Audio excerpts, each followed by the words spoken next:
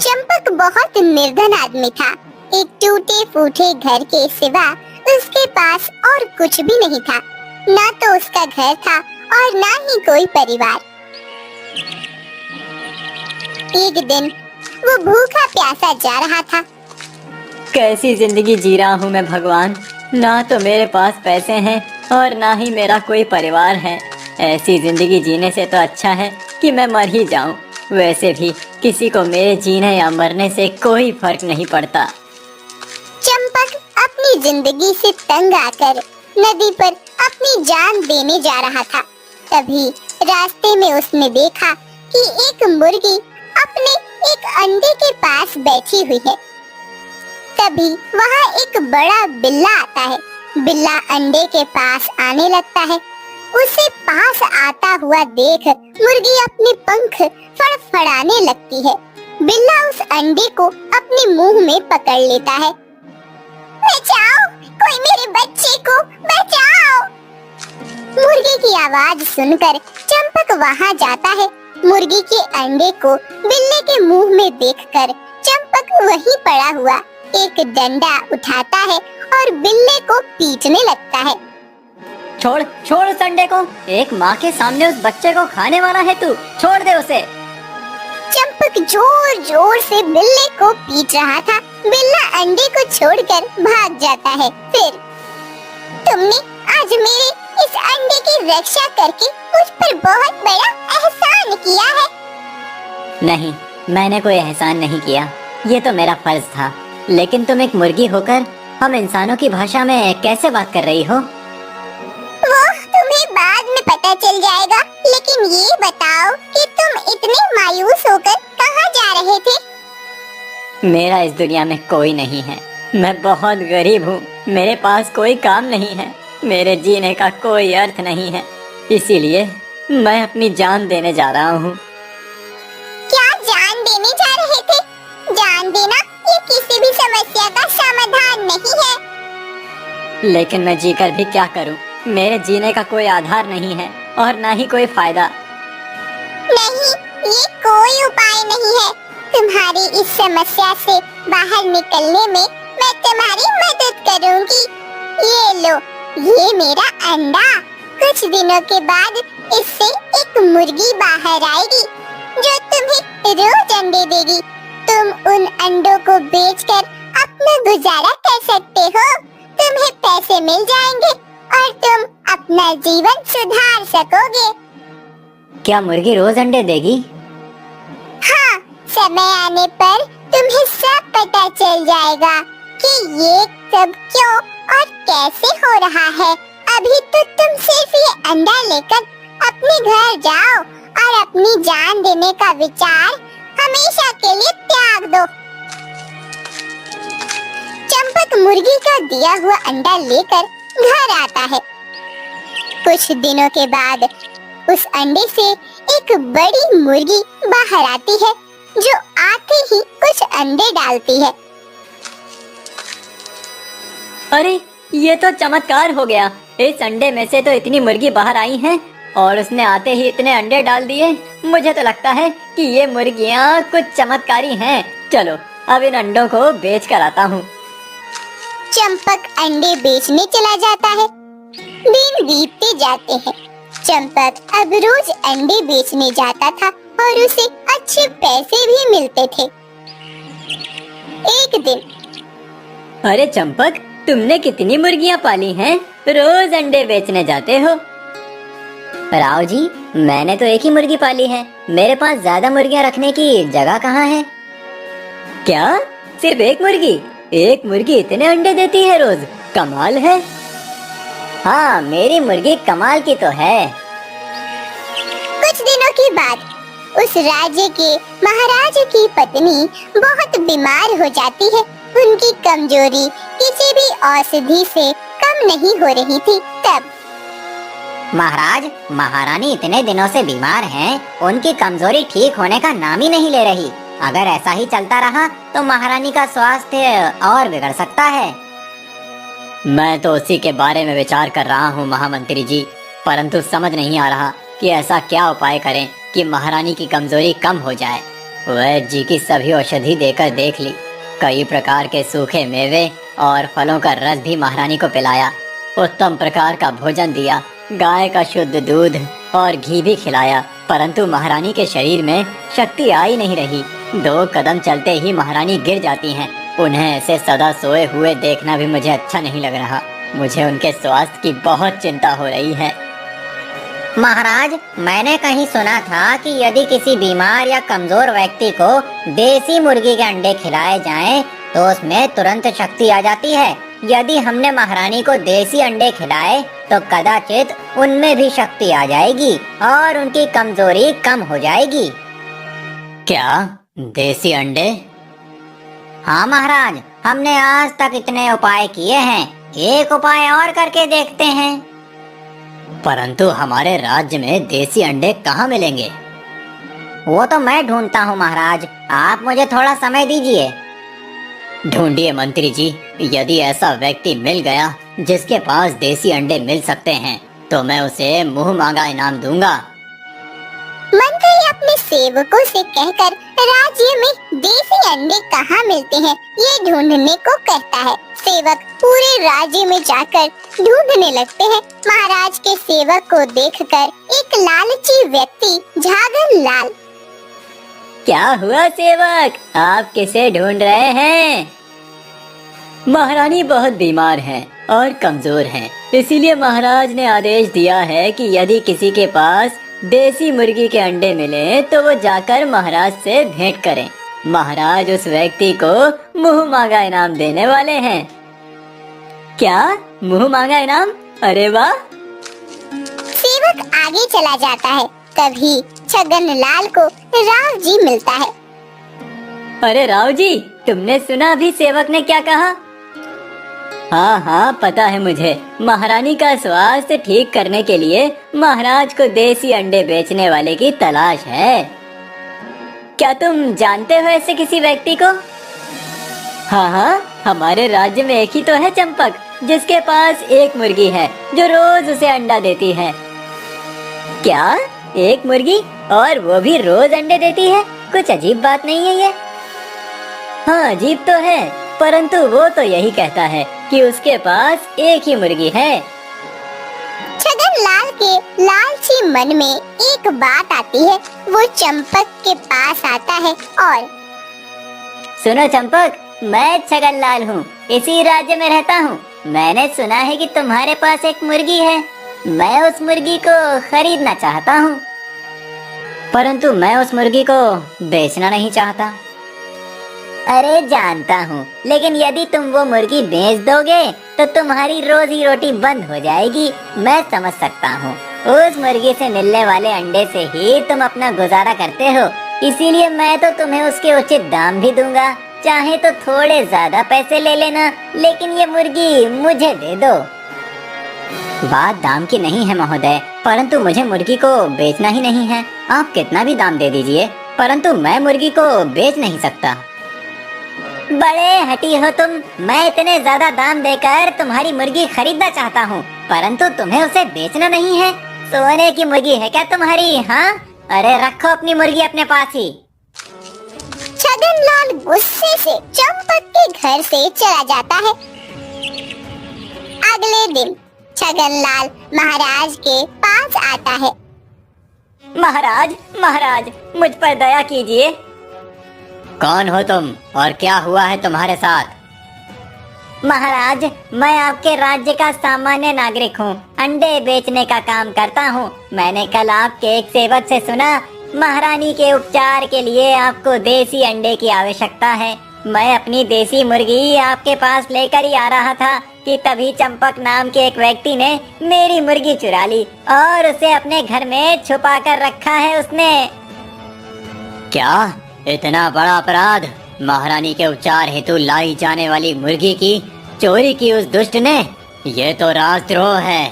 सिपाहियों, अभी जाकर बंदी बना लो उस दुष्ट चंपक को और मेरे सामने लेकर आओ।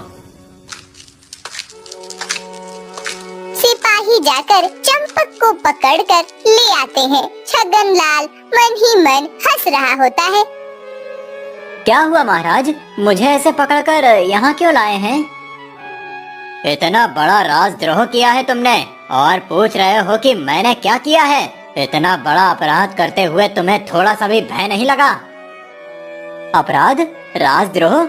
ये आप क्या कह रहे हैं महाराज? मेरी तो कुछ समझ में नहीं आ रहा है। अब इतने भोले मत बनो चंपक। ये छगनलाल जब अपनी मुर्गी राजमहल ला रहा था तब तुमने उसकी मुर्गी चुराई, ये जानते हुए भी कि महारानी को देसी अंडे खाने की आवश्यकता है। यदि उन्हें अंडे नहीं खिलाए गए तो उनका स्वास्थ्य और खराब हो जाएगा।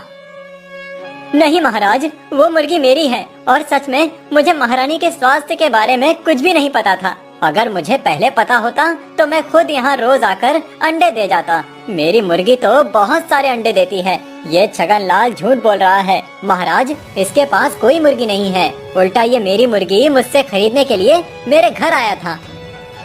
नहीं महाराज, ये झूठ बोल रहा है। यही आया था मेरे पास आपकी घोषणा सुनकर, जब सेवक ने बताया कि जो भी व्यक्ति महारानी के लिए देसी अंडे ले जाएगा उसे महाराज मुंह मांगा इनाम देंगे। ये सुनकर इसके मन में लालच आ गया होगा, इसीलिए मेरी मुर्गी पानी के दाम में मांग रहा था मुझसे। नहीं महाराज, ये झूठ बोल रहा है। सच तो ये है कि ये छगनलाल आया था मेरे घर और 2 गुनी कीमत देकर मेरी मुर्गी खरीदना चाहता था। अच्छा, तो ये बताओ कि तुम्हारे घर जो मुर्गी है वो तुम्हारे पास कैसे आई? महाराज, उस मुर्गी की माँ ने ही मुझे एक अंडा दिया था जिससे वो मुर्गी बाहर आई थी। मुर्गी की माँ ने? अर्थात एक मुर्गी ने तुम्हें अपना अंडा दिया था?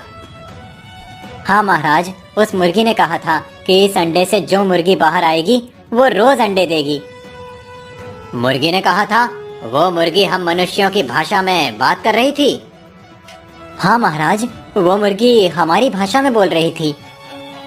अब तो मुझे पूर्ण विश्वास हो गया है कि तुम असत्य बोल रहे हो। एक मुर्गी हमारी भाषा में कैसे बात कर सकती है? सिपाहियों, इस दुष्ट राजद्रोही को दंड दे दो। सिपाही चंपक को ले जाने लगते हैं। तभी वहाँ वही मुर्गी प्रकट हो जाती है जिसने चंपक को अपना अंडा दिया था। रुकिए महाराज, चंपक सच बोल रहा है। मुर्गी को इंसानी भाषा में बात करता हुआ देख सभी चौंक जाते हैं। देखा महाराज, मैं सच बोल रहा था ना, ये मुर्गी हमारी भाषा में बात करती है। हाँ महाराज, चंपक सच बोल रहा है। मैंने ही उसे मेरा अंडा दिया था। उस दिन चंपक ने मेरे अंडे को एक बागड़ बिल्ले से बचाया था, मेरी मदद की थी, इसलिए मैंने खुश होकर उसे मेरा अंडा दिया था। वो सब तो ठीक है, परंतु तुम हमारी भाषा में बात कैसे कर सकती हो? इसका रहस्य क्या है? महाराज के ऐसे पूछते ही रोशनी छा जाती है और मुर्गी की जगह एक सुंदर परी प्रकट होती है।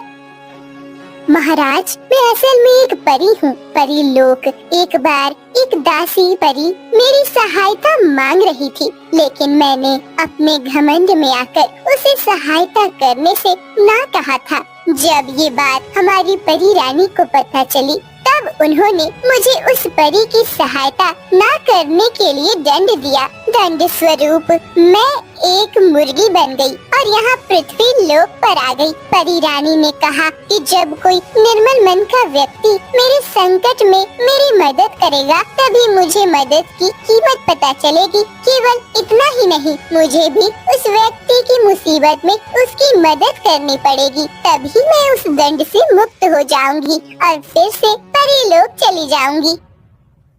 सिपाहियों, चंपक को छोड़ दो। परी की बात सुनकर मुझे विश्वास हो गया है कि ये सच बोल रहा है।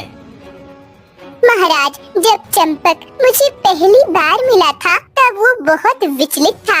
उसका इस दुनिया में कोई नहीं है और वो बहुत निर्धन था, इसलिए वो अपना जीवन समाप्त करने जा रहा था। इसलिए मैंने उसे मेरा चमत्कारी अंडा दिया था जिससे उसकी परेशानी खत्म हो जाए। अब मेरा अपने परीलोक जाने का समय आ गया है। परी जी, अब आप चली जाएंगी तो क्या जो मुर्गी मेरे घर है वो भी चली जाएगी? नहीं नहीं परी, उस मुर्गी की हमें बहुत आवश्यकता है। महारानी के स्वास्थ्य में सुधार लाने के लिए उन्हें देसी अंडे खिलाने की सलाह मिली है। अगर तुम उस मुर्गी को अपने साथ ले जाओगी तो मेरी महारानी कभी ठीक नहीं हो पाएगी। नहीं, वो मुर्गी यही चंपक के पास रहेगी और उसके चमत्कारी अंडे खाकर महारानी जल्दी ही स्वस्थ हो जाएंगी। परी राजमहल से गायब होकर अपने परी लोक चली जाती है। चंपक, मुझे क्षमा कर देना। मैंने बिना पूरी बात जाने तुम्हें अपराधी समझ लिया। तुम अभी जाकर अपनी मुर्गी के अंडे लेकर आओ। जब तक महारानी की कमजोरी कम नहीं होती तब तक रोज तुम्हें यहाँ अंडे लेकर आना है। अवश्य महाराज, मैं अभी अंडे लेकर आता हूँ। छगनलाल, तुमने हम सबसे झूठ बोला है। तुमने एक निर्दोष व्यक्ति को दोषी बताकर हमारे सामने पेश किया है। तुम अपने लालच में आकर किसी और के साथ इतना बुरा कर रहे थे। मुझे क्षमा कर दीजिए महाराज, मैं सच में बहुत लालची बन गया था। अभी तो मैं तुम्हें छोड़ रहा हूँ। यदि फिर से किसी के साथ तुमने ऐसा व्यवहार किया तो मैं तुम्हें दंड देने से नहीं चूकूंगा। चंपक अपने मुर्गी के अंडे लेकर आता है और महारानी को खिला देता है। अगले कुछ दिन चंपक की मुर्गी के अंडे खाकर महारानी का स्वास्थ्य सुधर जाता है और वो चलने फिरने लग जाती हैं। महाराज चंपक को बहुत सारा धन देते हैं। चंपक के दोस्त राव जी की पहचान कन्या से चंपक की शादी हो जाती है। चंपक ने परी की दी हुई मदद से उसका जीवन संवर जाता है। सुंदर नगर के नरेश महाराज समरजीत शिकार करने के लिए अपने एक मंत्री के साथ वन में गए हुए थे। मंत्री, हमें यहाँ आकर बहुत देर हो गई है, परंतु अभी तक कोई भी प्राणी हमारी दृष्टि में नहीं आया है। मेरे विचार से हमें यहाँ से चलना चाहिए। कदाचित आज कोई शिकार नहीं मिलेगा। कुछ देर और रुक जाते महाराज, कदाचित कोई प्राणी आ जाए। ठीक है। दोनों वहीं रुक जाते हैं। कुछ देर के बाद उन्हें एक सुअर की आवाज सुनाई देती है। मंत्री, लगता है कि कोई जंगली सुअर हमारे आसपास ही है। मुझे अभी उसका शिकार करना होगा। महाराज समरजीत अपना धनुष लेकर सुअर के शिकार सज्ज हो जाते हैं। थोड़ी देर के बाद उन्हें झाड़ियों के पीछे सुअर दिखाई देता है। महाराजा समरजीत अपने धनुष से निशाना साधते हैं और सुअर पर तीर चला देते हैं। सुअर भाग जाता है। मंत्री, वो सुअर भाग रहा है। कदाचित वो बाण से आहत हुआ होगा। मैं उसके पीछे जाकर उसे पकड़ता हूँ। आप राजमहल लौट जाइए, मैं सुअर का शिकार करके लौटता हूँ। मंत्री राजमहल के लिए प्रस्थान करता है और राजा समरजीत सुअर का पीछा करने लगते हैं। समरजीत सुअर की आवाज का पीछा करते करते एक गुफा में पहुंच जाते हैं। गुफा के अंदर जाने के बाद वो सामने जो देखते हैं उसे देखकर उनकी आंखें खुली की खुली रह जाती हैं। ये क्या, इतने निर्जन और घने वन में इस गुफा के अंदर इतना सारा खजाना, हीरे मोती और मूल्यवान रतन। इतना बड़ा खजाना किसका होगा और इसे किसने छुपा रखा होगा? समरजीत अपने आप से बात कर रहे थे, तभी उनके पीछे से एक आवाज आई। ये खजाना मेरा है समरजीत। तुम तो वही सुअर हो जिस पर मैंने बाण चलाया था, परंतु तुम एक सुअर होकर मनुष्य की भाषा में कैसे बोल सकते हो? और क्या कहा तुमने? ये खजाना तुम्हारा है? ये कैसे हो सकता है? वो सब बताने का मेरे पास समय नहीं है महाराज। मैं केवल अपने इस खजाने को अपने राज्य वापस ले जाना चाहता हूँ। आप कृपया करके मेरी सहायता कीजिए। ये सब आपकी दृष्टि में आए, इसीलिए मैं आपको यहाँ तक लेकर आया था। नहीं, मुझे तुम्हारी बात पर विश्वास नहीं हो रहा। मुझे तुम एक मायावी प्रतीत हो रहे हो। मैं तुम्हारी सहायता नहीं कर सकता। नहीं, मैं सत्य कह रहा हूँ। मैं मायावी नहीं हूँ। मुझे आपकी सहायता की बहुत आवश्यकता है। मैं किसी मायावी की सहायता नहीं करता। महाराजा समरजीत सुअर की कोई बात सुने बिना चले जाते हैं। वो गुफा के बाहर आकर वन में जा रहे थे, तभी उन्हें एक मुनिवर मिलते हैं। प्रणाम मुनिवर। कल्याण हो राजन। क्या हुआ, आप इस वन में क्या कर रहे हैं? मुनिवर, एक राजा को तो मृग्या करनी ही पड़ती है। ये तो राजधर्म का एक भाग है, इसीलिए शिकार करने आया था। परंतु यहाँ आकर मैंने एक चमत्कारी बात देखी। एक बोलने वाला सुअर देखा जो हम जैसे मनुष्यों की भाषा बोल रहा था। फिर क्या हुआ? मैंने उस सुअर पर अपना निशाना साधा था शिकार करने के लिए, परंतु वो एक गुफा में भाग गया। जब मैं उसका पीछा करते हुए गुफा में पहुंचा, तब मैंने देखा कि वहाँ बहुत बड़ा खजाना रखा हुआ था।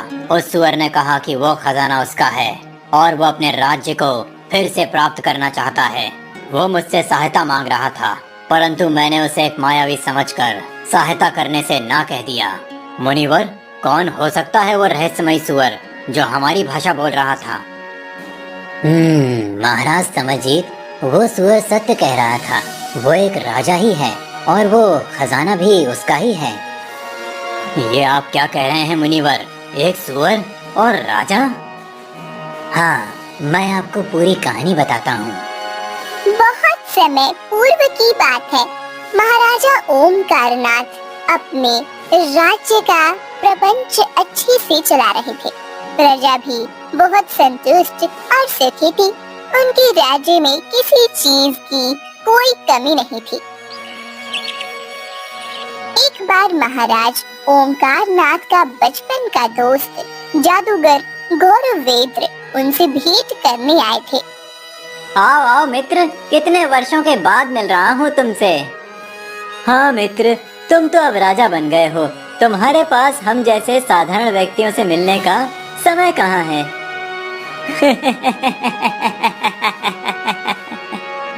तुम और साधारण मित्र, मैं राजा अवश्य बन गया हूँ, परंतु मेरी दृष्टि सभी गतिविधियों पर रहती है। तुम्हें क्या लगता है कि मैं नहीं जानता कि तुम कितने बड़े जादूगर बन गए हो? पूरी धरती पर तुम जैसा कोई जादूगर नहीं है। अरे तुम्हारी इस कला के चर्चे तो दूर दूर तक होते हैं। कई राज्यों के राजा महाराज मनोरंजन के कार्यक्रम करने के लिए तुम्हें बुलाते हैं। हाँ, ये तो है। मैं अपनी कला का प्रचार प्रसार करते हुए बहुत प्रवास करता हूँ, इसी कारण से किसी से भेंट नहीं कर पाता। मित्र, अब तुम यहाँ आए हो तो मेरी प्रजा के मनोरंजन के लिए भी कोई कार्यक्रम करो। मेरी प्रजा के सामने भी अपनी कला का प्रदर्शन करो। अवश्य, मैं दूसरे राजाओं के लिए अपनी कला का प्रदर्शन करता हूँ, तो अपने मित्र के लिए तो कर ही सकता हूँ। अगले दिन जादूगर गौरवेंद्र महाराज ओमकारनाथ की प्रजा के सामने अपने कला का प्रदर्शन करता है। बड़े प्रांगण में गौरवेंद्र पूरी प्रजा के सामने अपनी जादू दिखाता है। गौरवेंद्र की जादू देखकर सभी प्रजाजन अति प्रसन्न हो जाते हैं। महाराज ओमकारनाथ भी प्रजा को प्रसन्न देखकर प्रसन्न हो गए थे। मित्र, तुमने तो आज बहुत अद्भुत कार्य किया है। मैंने मेरी प्रजा को इतना प्रसन्न पहले कभी नहीं देखा। मेरा राज्य बहुत बड़ा है, इतने सारे प्रवासी हैं, सभी संतुष्ट हैं, परंतु आज इनके आनंद की कोई सीमा नहीं है। इतने वर्षों में पहली बार इन सब ने ऐसा कुछ अद्भुत देखा है। मैं तुमसे बहुत प्रसन्न हूँ मित्र। मांगो, क्या उपहार चाहिए? अरे, तुम तो मेरे मित्र हो, तुम्हें मुझे कुछ भी देने की आवश्यकता नहीं है। फिर भी यदि तुम मुझे कुछ देना ही चाहते हो तो अपना ये राज्य दे दो। मुझे तुम्हारे राज्य से बहुत प्रेम हो गया है। इतने बड़े हो गए हो, फिर भी अभी तक तुम्हारा चेष्टा करने का स्वभाव नहीं बदला है। मेरा उपहास कर रहे हो ना? तो क्या सत्य में मैं तुम्हारा राज्य मांग रहा हूँ? नहीं, मुझे कुछ नहीं चाहिए। कुछ कैसे नहीं चाहिए? कुछ न कुछ तो तुम्हें लेना ही होगा। ऐसा कहकर ओमकारनाथ अपने गले की मूल्यवान रत्नों की माला निकालकर जादूगर गौरवेंद्र के गले में पहना देता है। अगले दिन, मित्र, तुमने मेरी कला तो देख ली, अब मुझे भी तुम्हारी कोई कला दिखाओ। मैं अपनी कौन सी कला दिखाऊं तुम्हें? अभी युद्ध का कोई अवसर नहीं है, अन्यथा मैं तुम्हें अपना युद्ध कौशल दिखाता। कोई बात नहीं मित्र, युद्ध कौशल नहीं तो तुम मुझे अपनी शिकार की कला तो दिखाओ। अरे, मैंने सुना है कि राजा महाराजाओं को मृग्यान करना उनके राजपाट का एक भाग होता है। तुम भी तो शिकार करते ही होगे। चलो हम शिकार करने के लिए चलते हैं। दोनों मित्र शिकार करने के लिए वन में चले जाते हैं। वन में ओमकार नाथ एक सुअर की शिकार करते हैं। फिर मित्र ओम प्रकाश, तुम तो सच में बहुत अच्छे शिकारी हो। इतना अचूक निशाना साधा है तुमने। अब मैं तुम्हें अपना एक और जादू दिखाता हूँ।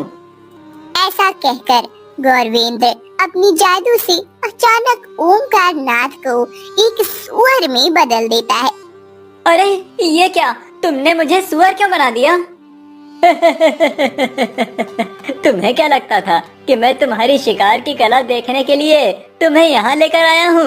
अरे मैं तो तुम्हें बहाने से यहाँ लेकर आया था।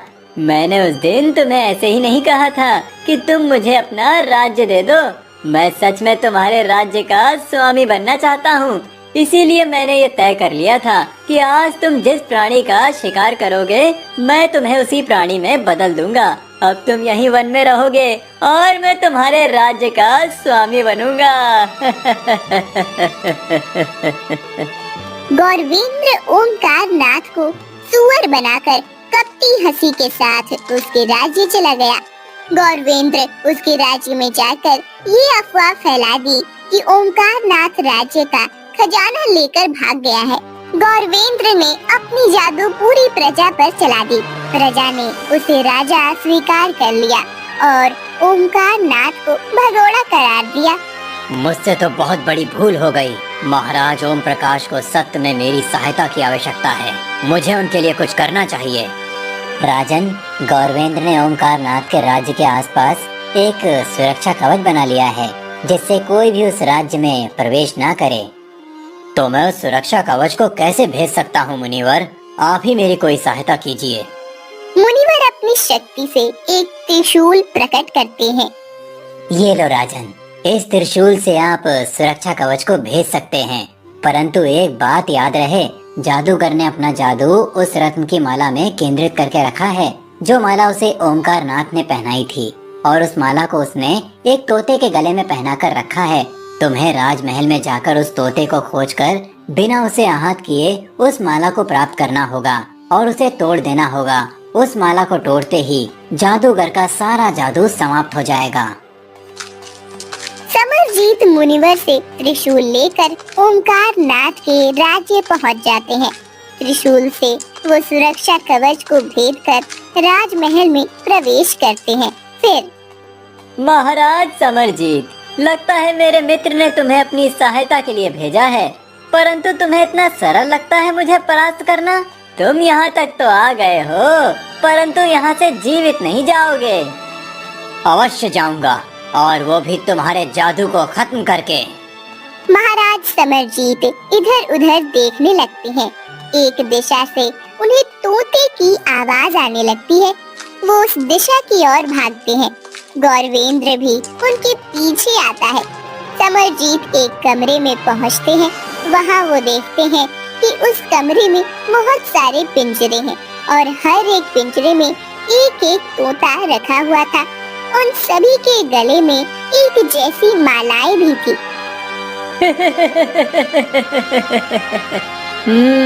तुमने तो मेरे बारे में बहुत ज्ञान प्राप्त किया है। तुम्हें तो ये भी पता चल गया कि मेरी सारी विद्या एक तोते के गले की माला में है। लेकिन ये कैसे पता कर पाओगे कि इन सब तोतों में से वो तोता कौन सा है? महाराज समरजीत देखने लगते हैं। उन्हें समझ नहीं आ रहा होता है कि आखिर वो तोता कौन सा हो सकता है। सभी तोते बिल्कुल एक जैसे होते हैं और उनके गले की मालाएं भी एक जैसी ही होती हैं। बहुत देर तक समरजीत सभी तोते देखते रहते हैं। फिर अपना धनुष निकालकर वो तीर चलाते हैं। एक पिंजरे के अंदर उनका तीर चला जाता है और धीरे से उस तोते के गले की माला हल्के से निकलकर समरजीत के तीर पर अटक जाती है। समरजीत उस माला को तोड़ देता है। नहीं, ये कैसे हो सकता है? तुमने उस तोते को कैसे पहचान लिया? मैंने उन सभी तोतों को ध्यान से देखा। सभी तोते इधर उधर देख रहे थे, लेकिन केवल एक ही तोता था जो तुम्हारी तरफ देख रहा था। उसकी दृष्टि को देखकर मैंने समझ लिया कि वो अपने स्वामी को देख रहा है, इसीलिए मैंने उस पर ही तीर चलाया और मेरा अनुमान सही निकला।